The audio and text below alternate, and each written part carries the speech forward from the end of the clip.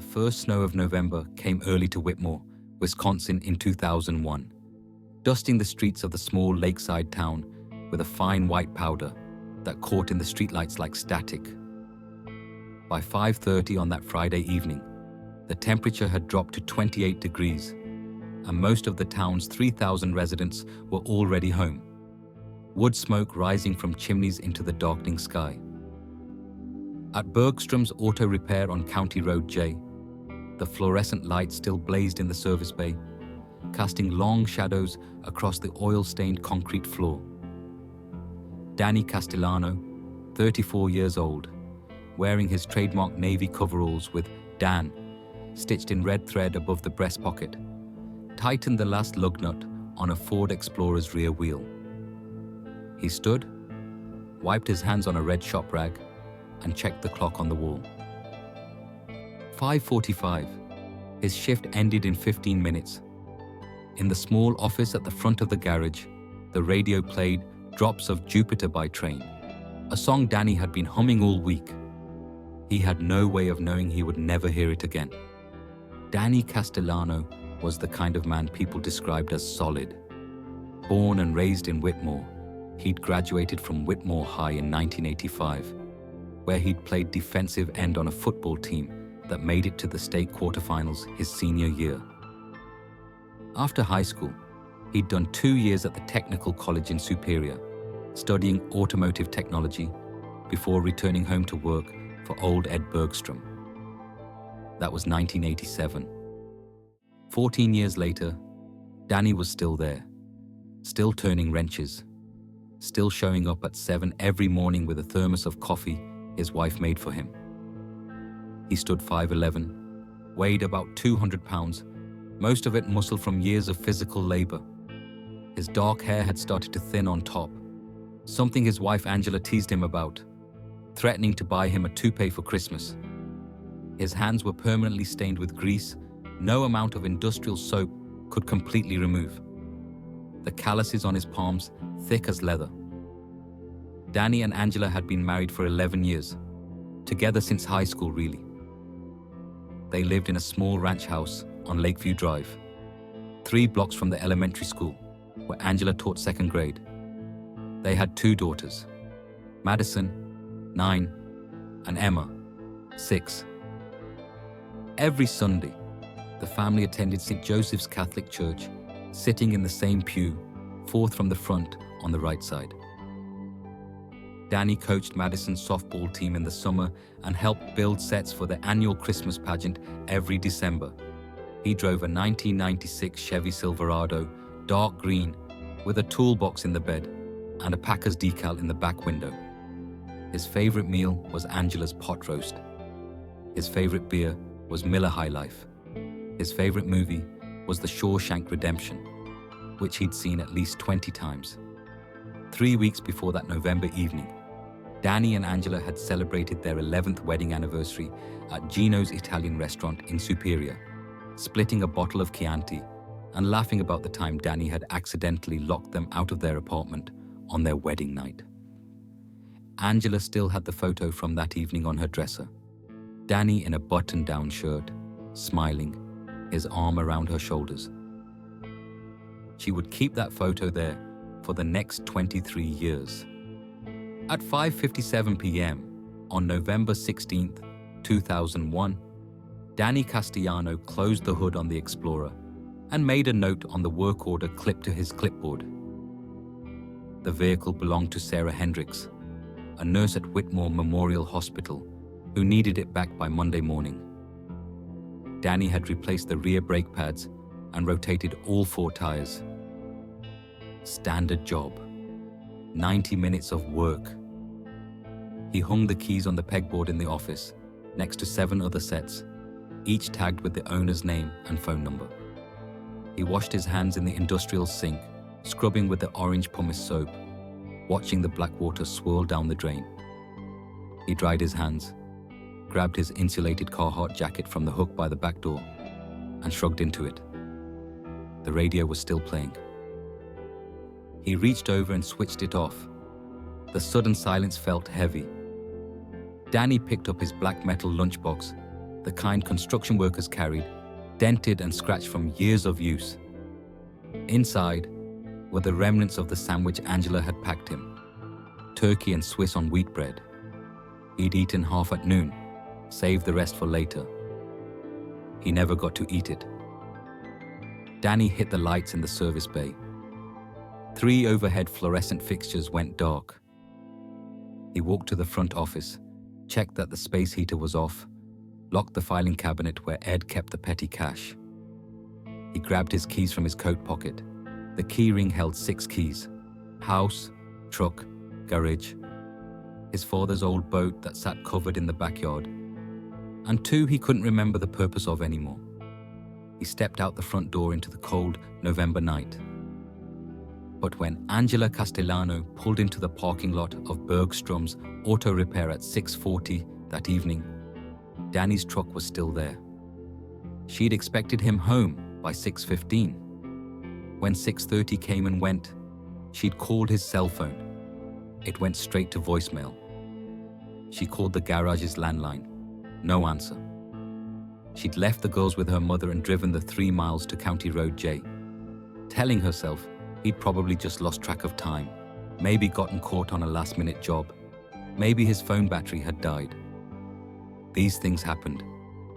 But as she pulled into the empty lot, as her headlights swept across Danny's truck sitting alone near the garage's side entrance, something cold and sharp twisted in her stomach.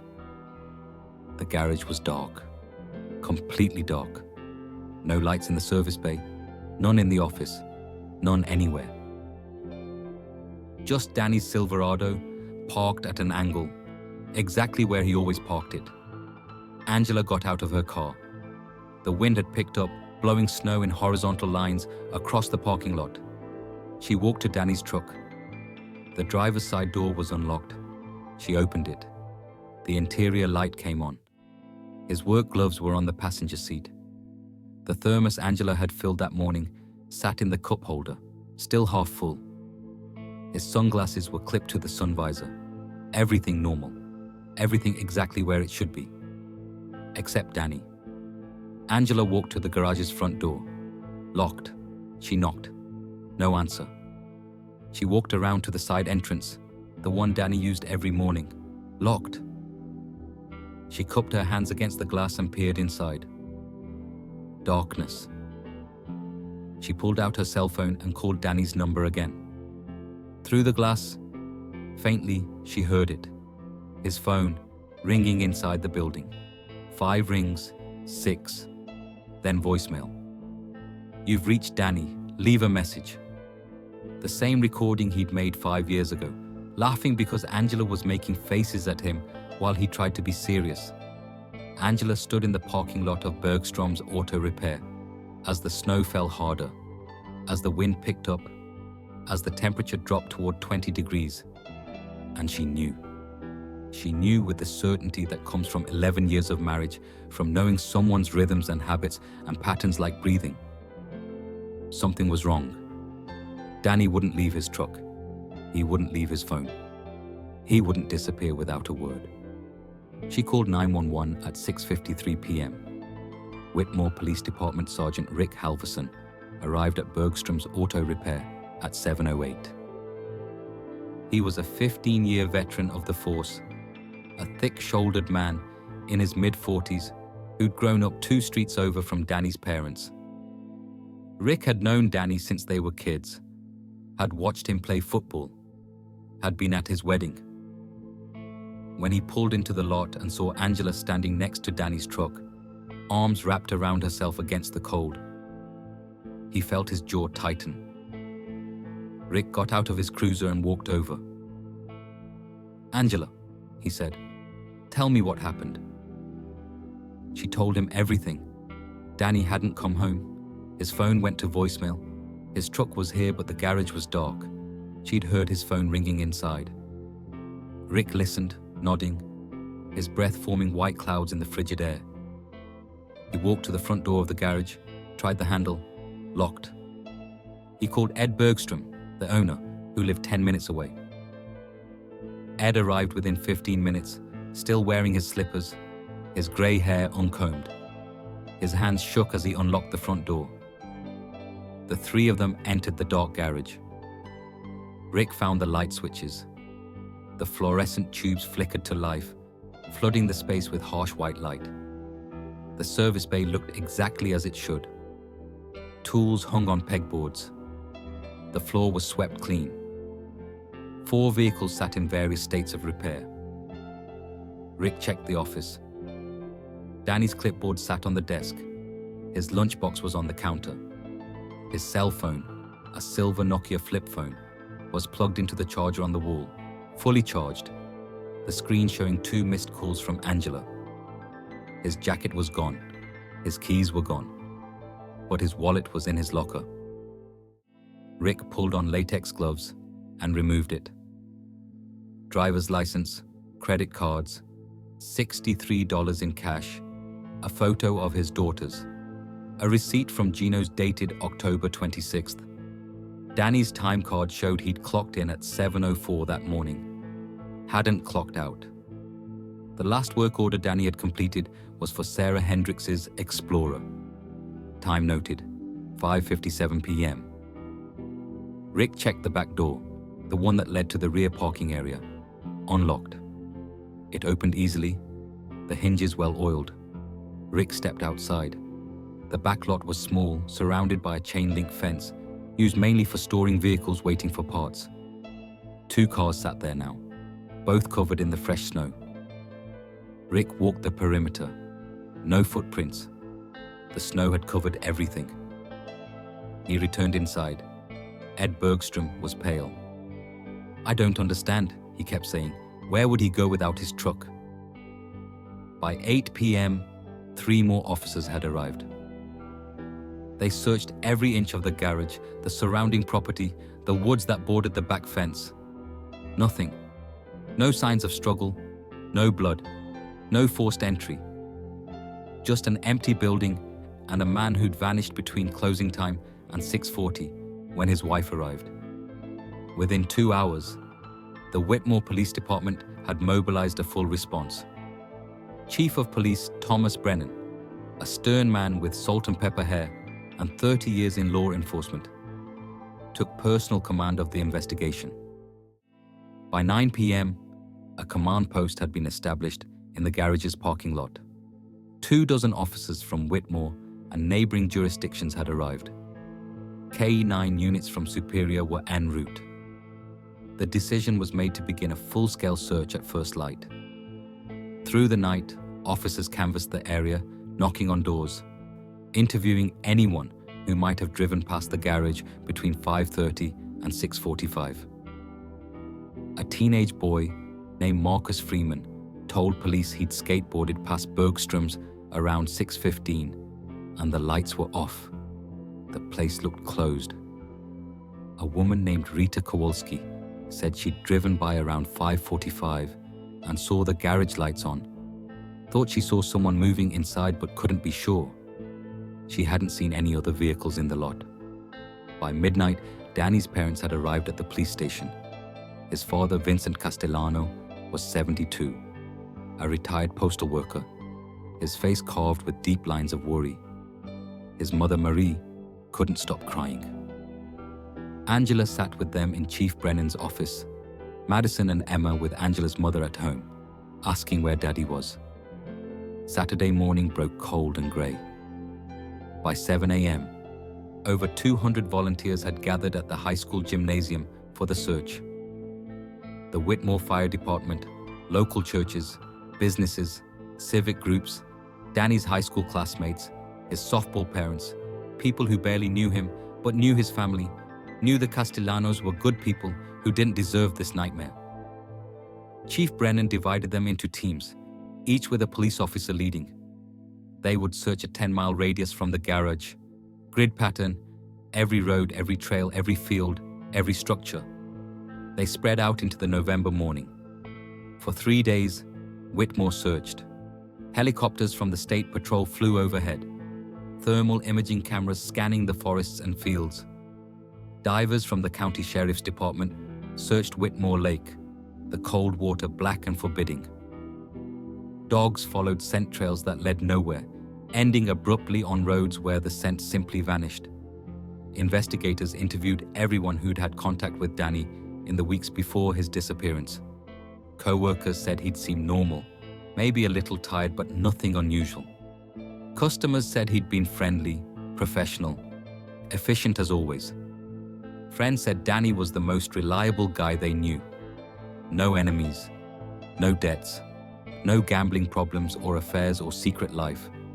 Just a mechanic who loved his family and did his job and came home every night. By Tuesday, the media had arrived. TV crews from Green Bay and Milwaukee set up outside the Castellano home. Angela gave a press conference, her voice breaking as she pleaded for information. "If someone knows something, anything, please come forward," she said. Danny's daughters need their father. I need my husband. Please." Chief Brennan stood beside her, his expression grim. "We are pursuing every lead," he told the cameras. "We will not stop until we find Danny Castellano." A reward fund was established. Within a week, it reached $25,000. Tips poured in. Each one was investigated. Each one led nowhere. Days turned to weeks, weeks to months, months to years. The investigation never officially closed, but by 2002, the active search had ended. Chief Brennan, who retired in 2004, handed the case to Detective Lieutenant Sarah Chen, a meticulous investigator who transferred to Whitmore from Madison. Sarah reviewed every piece of evidence, every interview, every search report. She found nothing new. Danny Castellano had simply vanished. Angela struggled to maintain normalcy for the girls. She returned to teaching, though colleagues said she seemed hollow, going through motions. Madison and Emma grew up in the shadow of their father's absence. Madison became quiet, withdrawn.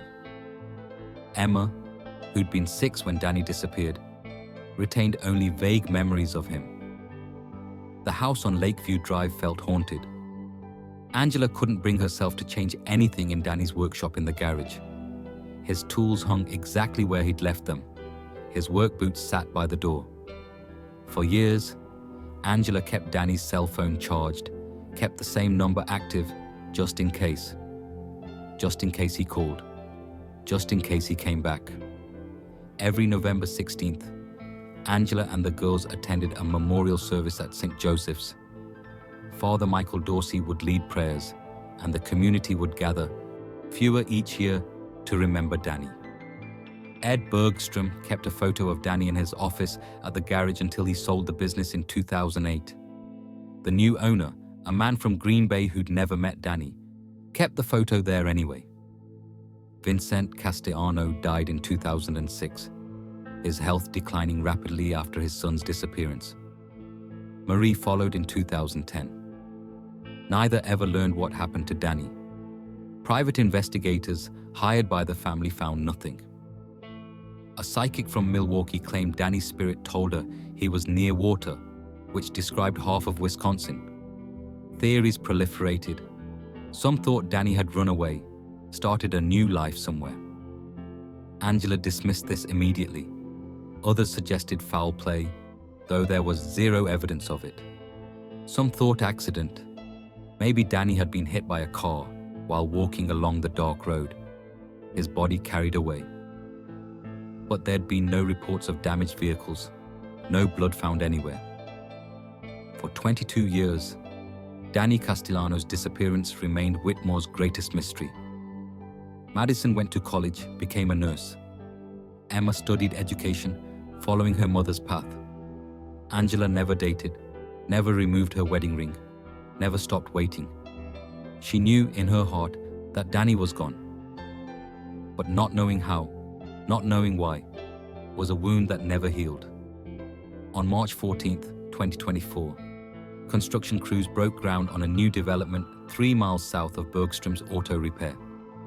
The project, a small commercial complex called Whitmore Commons, required excavation of a heavily wooded lot that had sat unused for decades. The property belonged to the estate of Harold Wendt, a recluse who died in 2019. Wendt had owned 40 acres of forest and scrubland, most of it inaccessible, overgrown with decades of vegetation. On the morning of March 14th, operator Jake Morrison sat in the cab of his excavator, drinking coffee from a travel mug, watching the sun rise over the tree line. He'd been with Baxter Construction for 8 years, had worked dozens of sites, cleared hundreds of acres. This was routine work. He fired up the machine at 7 a.m., the diesel engine roaring to life. He began clearing trees along the property's eastern edge, the hydraulic arm of the excavator ripping through the undergrowth, pulling up stumps, scraping away layers of earth and leaf litter. By 9:30, he'd cleared about half an acre. He took a break, shut down the machine, climbed out to stretch his legs. The morning was cool, the air smelling of disturbed earth and pine sap. Jake walked along the edge of what he'd cleared, checking for any obstacles that might damage the machine. Large rocks, old fence posts, buried debris. He saw it 20 feet from where he stood. At first, Jake thought it was a piece of old metal, maybe part of a car or farm equipment buried decades ago. The excavator had pulled it partially out of the ground, and it lay half exposed in the fresh dirt. Jake walked closer. The object was rectangular, about the size of a small suitcase, black metal, heavily rusted. As he got closer, his stomach dropped. It was a lockbox, a heavy-duty metal lockbox with a combination lock on the front, the kind you might keep important documents in, or cash. Or, Jake pulled out his phone and called his supervisor. Within an hour, the site was swarming with police. Detective Lieutenant Sarah Chen, now 56, her black hair streaked with grey, stood at the edge of the excavation site and stared at the lockbox. It had been photographed in situ, measured, documented. Now it lay on a tarp, the rust-red surface pitted and corroded from over 2 decades underground. Sarah pulled on latex gloves. She knelt beside it. The combination lock was frozen with rust, inoperable. She'd already called for an evidence technician with the tools to open it. While they waited, Sarah examined the surrounding area. The lockbox had been buried approximately 4 feet deep, in soil that showed no signs of recent disturbance beyond the excavator's work. She checked property records. This land had belonged to Harold Wendt since 1973. Wendt had lived alone in a small cabin on the property's western edge, rarely left his land, interacted with almost no one. Neighbors described him as strange, paranoid, possibly mentally ill. He'd worked odd jobs over the years, handyman work, landscaping, small engine repair. He'd died of a heart attack in his cabin in 2019, his body not discovered for 3 days. Sarah's mind raced through possibilities. The technician arrived at 11 a.m. with an angle grinder. The whine of the blade cutting through metal echoed through the forest. Sparks flew. After 10 minutes, the lock gave way. The technician used a pry bar to open the box. The lid creaked. Sarah leaned forward. Inside were bones. Not all of them, but enough. A human skull, the bone yellowed with age. A jawbone, ribs, the smaller bones of hands and feet. Mixed with the bones were scraps of fabric, rotted and discolored, what might have once been denim. A zipper, metal buttons, and beneath all of it, wedged into the corner of the box, a silver Nokia flip phone, its plastic casing warped but intact. Sarah felt her breath catch. She reached in carefully, lifted the phone, flipped it open.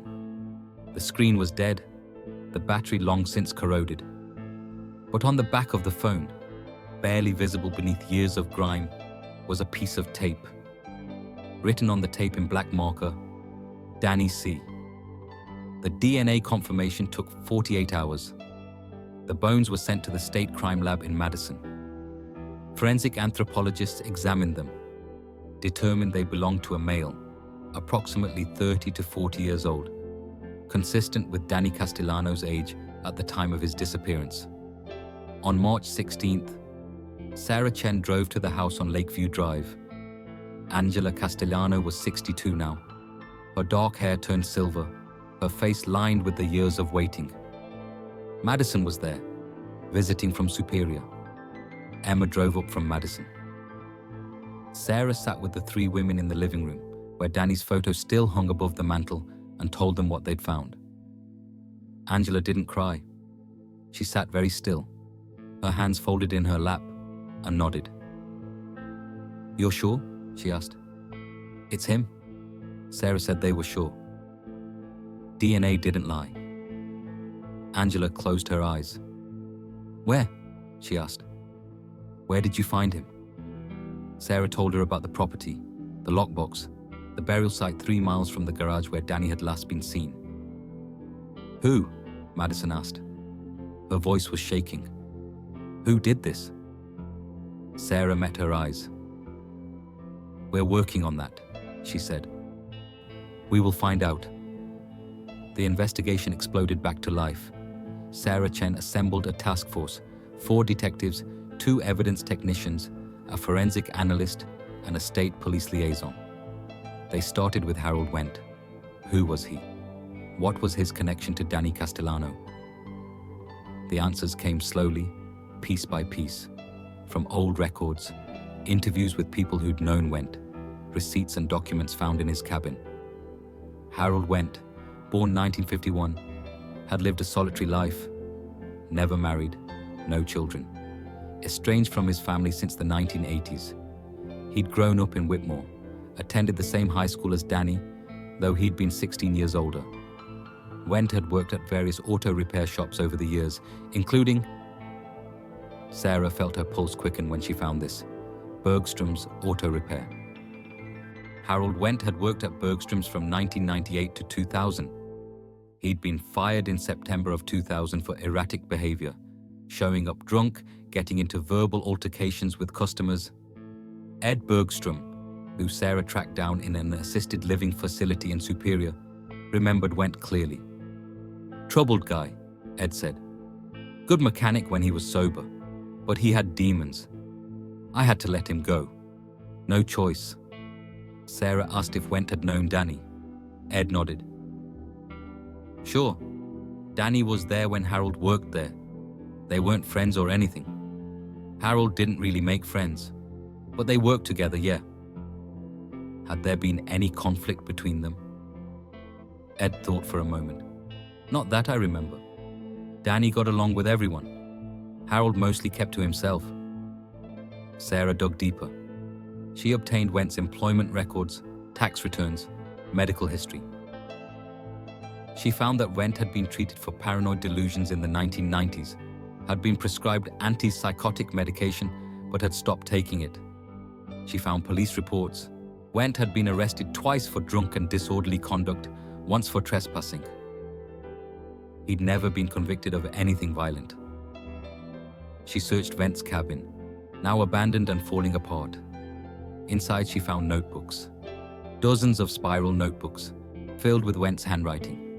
Paranoid ramblings, conspiracy theories, rants about people who'd wronged him, government surveillance, mind control. On page after page, the same themes: betrayal, revenge, justice. Sarah read through them carefully. On the 43rd page of the 7th notebook, dated October 2001, she found Danny's name. "Danny C. thinks he's better than me. Acts like I'm nothing, like I don't matter." They all thought that. All of them at the garage. But I'll show them. I'll show them all. Armed with this evidence, Sarah sought a warrant to exhume Harold Wendt's remains from Whitmore Cemetery. She wanted DNA for comparison against any trace evidence they might find. The warrant was granted. On April 2nd, Wendt's casket was exhumed. Tissue samples were taken. Sarah also requested analysis of the lockbox itself. Forensic technicians found fingerprints on the interior surface, preserved by the airtight seal the box had created. The prints belonged to Harold Wendt. They found textile fibers in the box, that matched the coveralls Danny had been wearing the night he disappeared. They found trace amounts of blood, degraded but testable. The DNA matched Danny Castellano. The forensic pathologist who examined Danny's remains determined cause of death: blunt force trauma to the skull. 2 distinct fractures on the back of the cranium, consistent with being struck with a heavy object. The ME estimated Danny had been killed within hours of his disappearance. Sarah reconstructed the timeline. November 16th, 2001. Danny finishes his shift at 5:57. He walks out the back door, the one that was unlocked. Harold Went is waiting in the shadows, in the darkness, waiting with something heavy in his hands. A pipe wrench maybe, a tire iron, something metal and brutal. Went strikes Danny from behind. Danny collapses. Went drags his body, not far, just to a vehicle parked behind the chain-link fence, hidden from the road. Went loads Danny's body into the vehicle, drives it the 3 miles to his property, buries the body in the metal lockbox he'd prepared earlier, returns to the garage, locks the back door from inside, leaves through the front. The whole thing takes maybe 90 minutes. By the time Angela arrives at 6:40, Went is gone. Danny is buried. The perfect crime. Except Went kept the phone, kept it as a trophy, locked in the box with Danny's remains. Sarah interviewed people who'd known both men.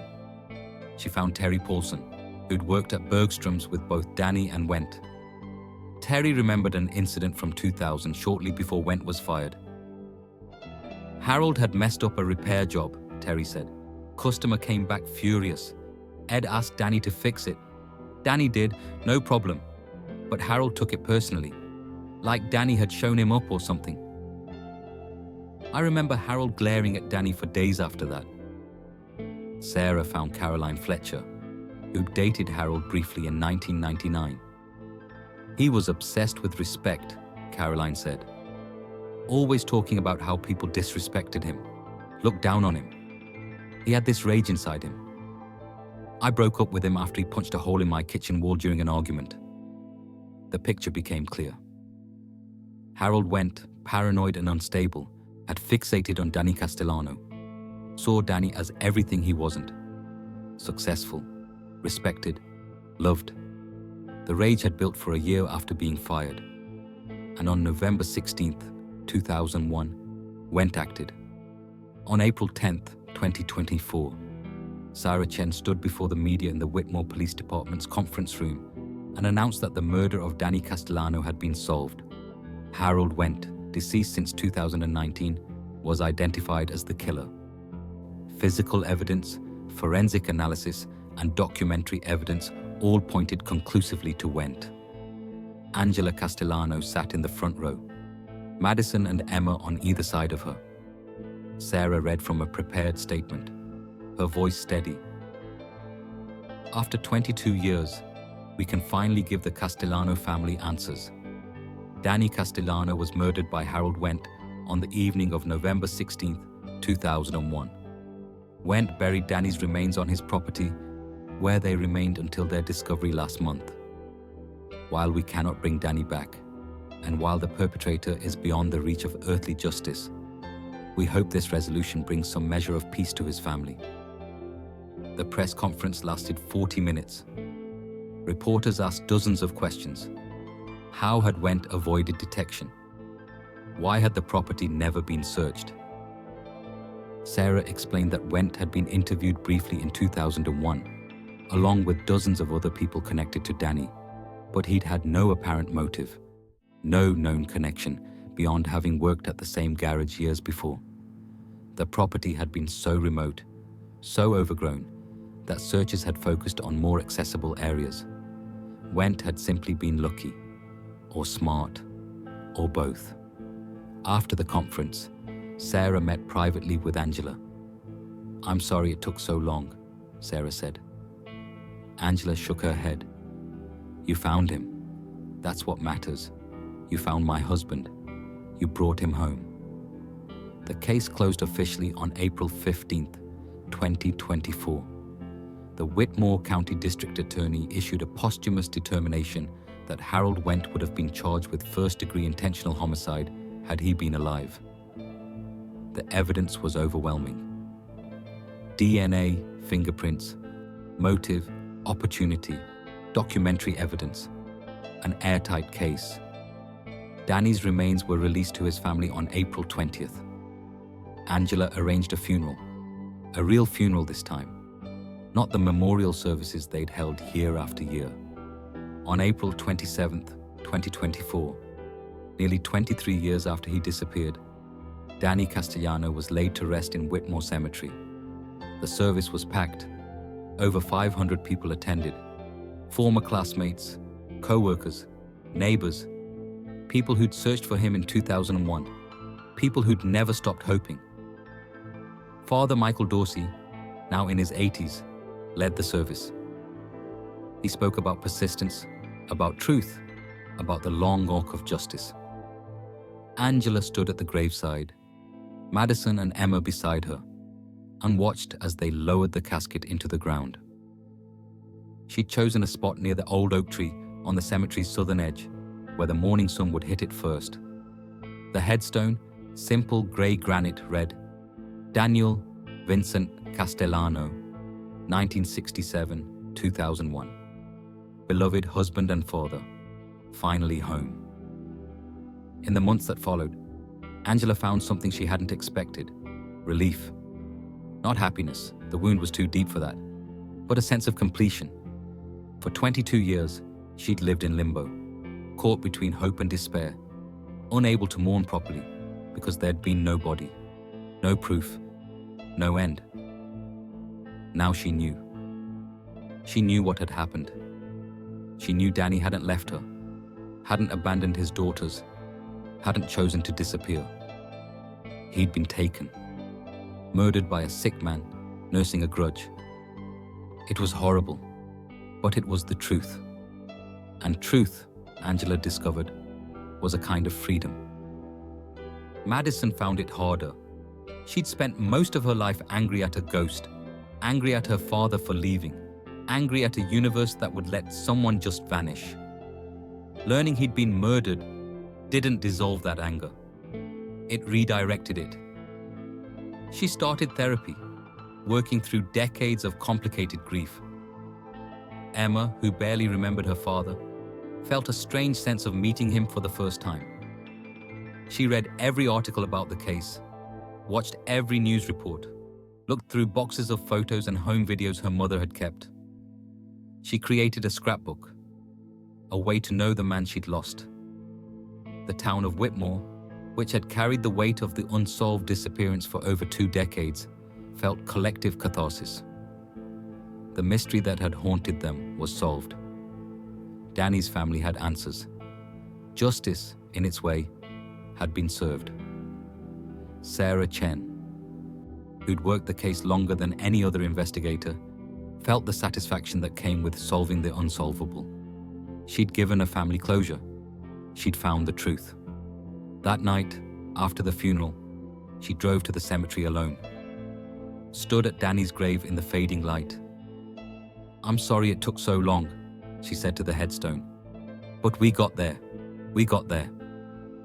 The state legislature, prompted by the case, passed new funding for cold case investigations.